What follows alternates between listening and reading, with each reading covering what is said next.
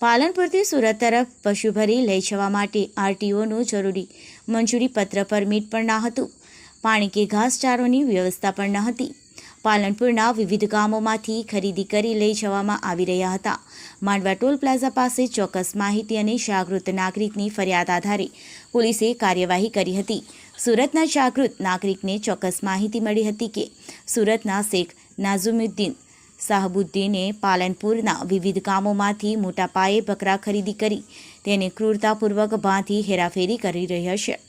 જે માહિતી આધારે ભરૂચ અંકલેશ્વરને જોડતા નેશનલ હાઈવે નંબર 48 પર માંડવા ટોલ પ્લાઝા પાસે સુરત તરફ જતા માર્ગ પર અન્ય મિત્ર જોડે આવી આ અંગે બી ડિવિઝન પોલીસ મથકે જાણ કરી હતી.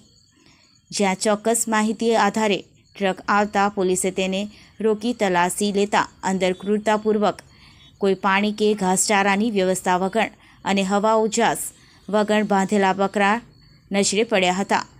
જે અંગે જરૂરી આરટીઓના નિયમ અનુસાર પશુ પરિવહનનું પરમિટ ચાલક પાસે માંગતા તે ગલ્લાતલ્લા કરવા લાગ્યો હતો. તેમજ કોઈ આધાર પુરાવો ના રજૂ કરતા પોલીસે 45 બકરા મુક્ત કરવામાં આવ્યા હતા.